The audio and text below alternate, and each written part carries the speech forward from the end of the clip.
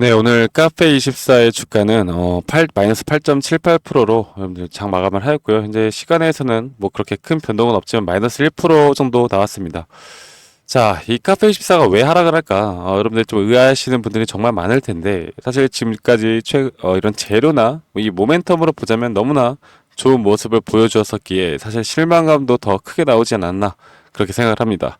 자, 최근에 제가 3일 전인가 여러분들께 말씀을 드렸을 때, 이 최근 이 기관들이 이 4일 전까지 계속해서 이 매수세를 유지를 하다가 8월 29일에 이 순매도로 돌아서면서 여러분들에게 좀 비중 조절을 하는 게 좋을 것 같다라고 이 자리에서 말씀을 드렸었고, 그 이후에 다시 한번 분명 지금 낙폭이 온다라고 하면 이거는 우리가 매도를 해야 되는 게 아니라 앞으로 저점 구간에서 다시 한번 잡을 기회를 봐야 한다고 말씀드렸습니다. 자, 이런 흐름들이 나오는 게 사실 세력들이 만들어내는 좀 뻔한 패턴이라고 여러분들께 말씀을 드리고 싶고, 자, 오늘 개인들이 가장 많이 투자를 하는 이 키움증권에서도 개인들의 매도세도 상당히 많이 나왔다라는 건 무엇을 의미하는지 말씀을 드려보자면, 결국 기존 주주들, 그러니까 카페24를 들고 있던 주주들의 매도도 상당히 많이 나왔다라는 거겠죠. 자, 그러면 결국 세력들은 기존 주주들의 물량이 아니라 신규로 들어왔던 이 물량들을 가지고 주가를 끌어올리는 게 훨씬 더 쉬운 것이고, 이 개인들의 물량들을 최대한 더 털어먹고 앞으로 어느 정도 구간에서 눌림목에 대한 신호를 분명히 만들 수 있다고 저는 생각합니다. 자, 그러면 내일 나올 것인가 내일 모레 나올 것인가에 대해서는 아직까지는 판단을 할 수가 없는 부분이에요. 왜냐면 일단 음봉에 대한 장악 음봉이 나왔고, 이런 장악형 음봉이 나왔고, 그리고 20선을 이탈을 하면서 계속해서 개인들의 공포 심리를 조장할 거다. 그러면 물론 신규 매수세도 있겠지만 기존 주주들의 매도세가 계속 나올 수밖에 없다. 나올 수밖에 없다. 그리고 여기에 대해서 이런 거래량이 줄어드는 순간까지 확실히 확인한 다음에 다시 한번 주가를 끌어올릴 것이다. 라고 말씀드리고 싶습니다. 자, 그러면 이런 흐름들이 나올 때 다른 종목이라면 제가 여러분들께 좀 리스크에 대해서도 말씀을 드렸을 텐데, 제가 왜 무조건 밑구간에서 다시 한번 매수를 할 수 있는 타이밍을 봐야 하냐 말씀드려보자면, 결국 이 카페24에 대해서 정말 들었던 것처럼 이렇게 주가가 계속 내려갈 이유가 없다라는 거겠죠. 그리고 9월에 또 뭐가 있습니까? 바로 금리 인하에 대한 이슈가 있잖아요. 그리고 금리 인하에 대해서 앞으로 이런 성장주들, 그리고 카페24 같은 이런 테마성 종목들이 한 번 더 좀 주목을 받을 수밖에 없는 그런 환경이 올 것이다.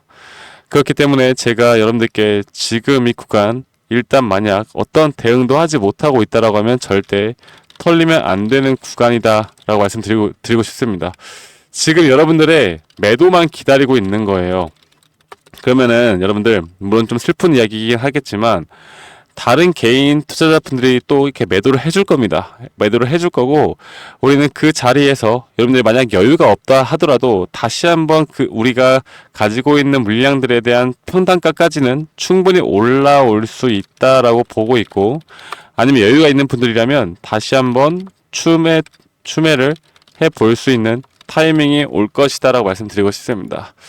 자, 최근에 이게 언제입니까? 8월 5일날 지수가 낙폭이 상당히 커졌을 때, 그때 제가 한번 또 기회라고 말씀드렸었는데, 이 구간이 이평선이 올라오면서 여기를 다시 한번 지지를 할지, 아니면 이런 구간들 있죠? 이런 구간들, 이전에 다시 한번 올라왔던 구간들, 대략 한 3만원대 초반 혹은 29,000원대 후반대에서 다시 한번 눌림목 자리를 줄지에 대해선 우리가 흘러가는 흐름에 따라 좀 판단을 해봐야 할 것 같습니다. 그러니까 여러분들 좀 잘못 생각하시는 게, 내가 딱 어느 가격대에서 난 매수를 할 거야, 그러니까 가격을 정해놓고 그 타이밍을 보는 건 상당히 위험하다.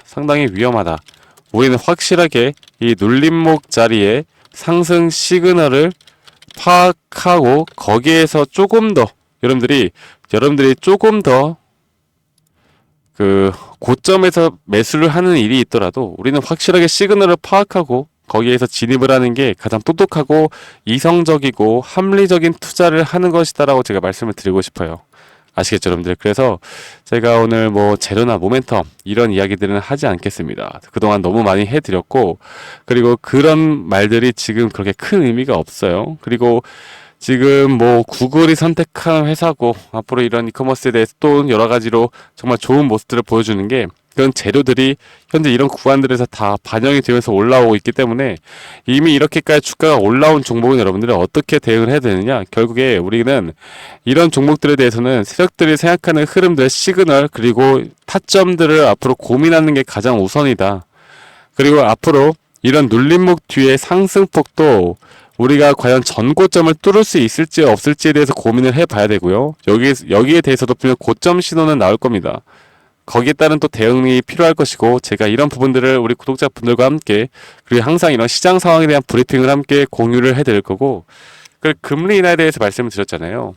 자, 금리 인하가 상당히 시장 상황을 어떤 식으로 이끌어갈지 중요한 포인트가 될 것 같은데, 금리 인하가 가져다 올 어떻게 보면 대형주 중심으로는 상당히 또 낙폭이 나올 수도 있는 부분이고, 이렇게 성장주 중심으로는 또다시 한번 수급에 붙을 수 있는 기회입니다. 왜냐면 금리 인하라는 건 결국 고금리가 결정이 되고 동결이 되어 가면서 이제 첫 번째 금리 인하를 하더라도 아직도 고금리거든요.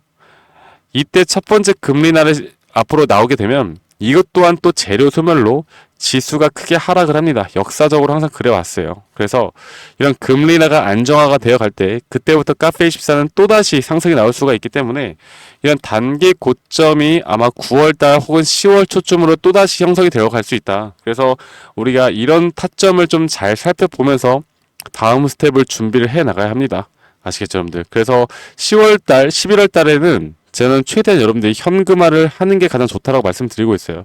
현금화를 해 나간 다음에 그 현금화된 돈을 좀 더 묵혀놨다가 확실하게 이런 금리 인하에 대한 부분들이 조금 더 안정화가 되어 갈 때 그때부터 종목들을 하나하나 모아가는 게 현실적인 앞으로의 전략이다. 그 전략들을 좀 중요하게 아셔야 되고, 결국 그 속 안에서 우린 카페24에 대해서 지금 현재 구간, 9월 초 현재 구간에 대한 매수 타점을 꼭 기억을 하셔야 된다. 그런 흐름은 분명 시그널이 나올 것이다 라고 말씀드리겠습니다.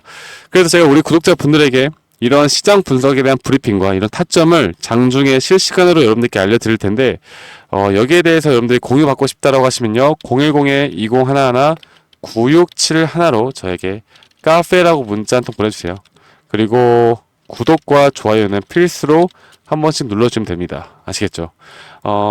구독, 좋아요 여러분들 왜 해주셔야 되는지 말씀을 드려보자면, 제가 결국 우리 구독자분들을 끌고 가기 때문에, 우리 구독자분들에게 제가 이런 정보들을 다 공유를 해드릴 것이기 때문에 구독과 좋아요는 한 번씩만 꼭 눌러주시고요.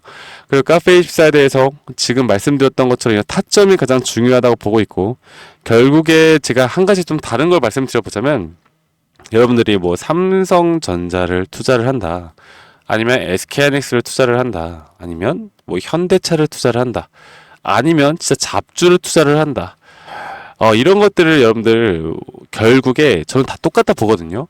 결국에 타점을 어떻게 잡고 내가 돈을 버느냐, 그러면 돈 버는 자가 승리한 거예요. 내가 삼성전자로 돈을 벌었던, 잡주로 돈을 벌었던, 어떻게 해서든 주식을 하는 궁극적인 목표는 우리는 돈을 버는 것이기 때문에, 삼전으로 돈 벌었다고 해서 우리가 정말 실력 있게 돈 벌었다, 아니면 잡주로 돈 벌었다고 해서 뭐 그냥 리스크 있게 돈 벌었다, 그런 거 없습니다. 주식시장은 다 똑같아요. 물론 어느 정도 리스크 차이는 분명히 있겠지만, 그 변동폭 차이는 있겠지만, 잘 하시는 분들은요 그런 거 따지지 않아요. 네.